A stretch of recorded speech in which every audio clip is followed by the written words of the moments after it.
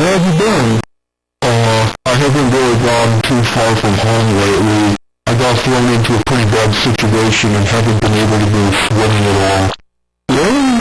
Dude, how did you survive for so long? You gotta have some water handy.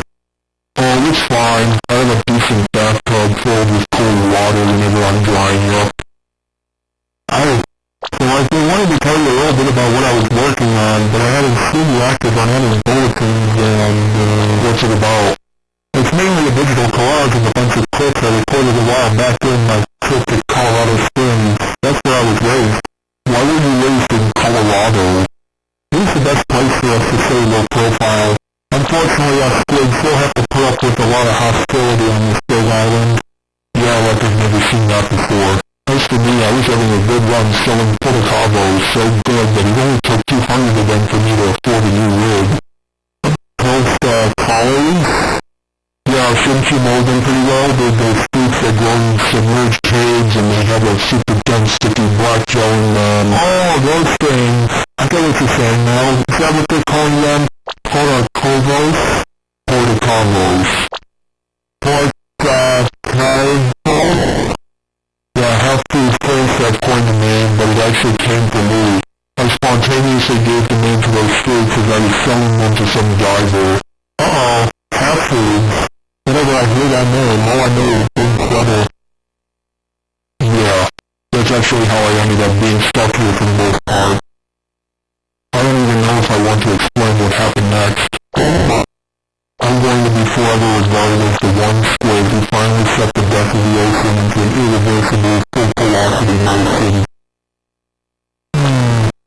Well, if you just lay out the truth, we might be able to reverse that so-called irreversible motion.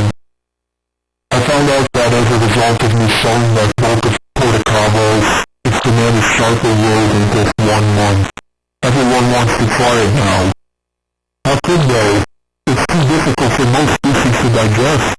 They take the gel and boil it in water for 2 hours to loosen up all the particles. That's how they make it run down the tubes easier. Okay.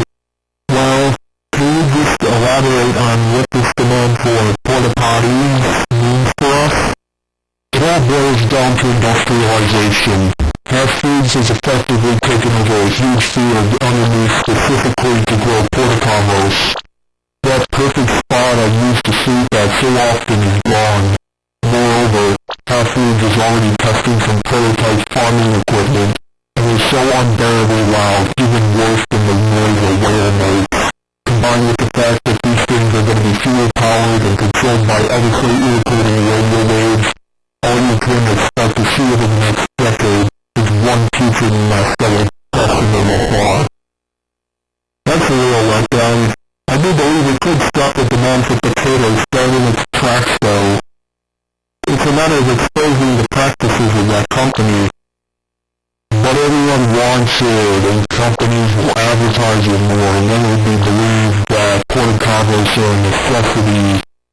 Everyone wanted to eat bananas at one point. Then they learned that there was a behind the scenes to get those bananas to the supermarket, and now there's a strong pushback against bananas.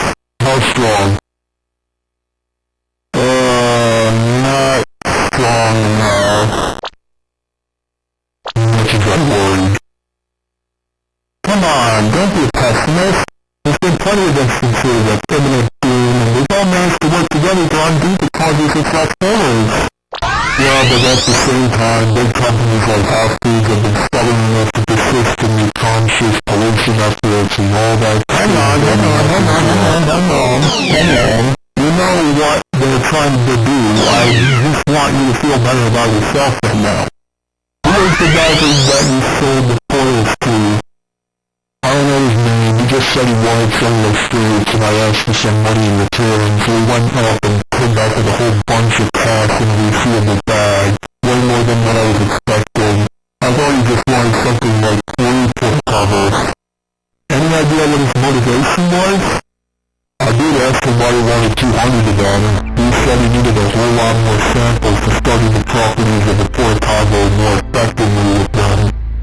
Maybe it was just one guy who wanted the part of this man of wars for a more noble purpose among several different parties who have greatly polarized intentions. This isn't your fault. Another dude took a picture of our transaction, and I recently found out about that picture on an online article with the headline, "This squid sold a bunch of portacabos to a diver for $1,600. Yes, he got that right." Sooner or later, this picture is going to be an important tool in the smear campaign against me. I haven't seen that picture. Wouldn't something like that catch on easily in mainstream forums?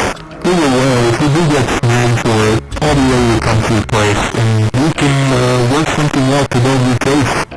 We've always found ways around everything to get what we want, and I'm sure this will be no exception. Just keep me posted, okay, buddy?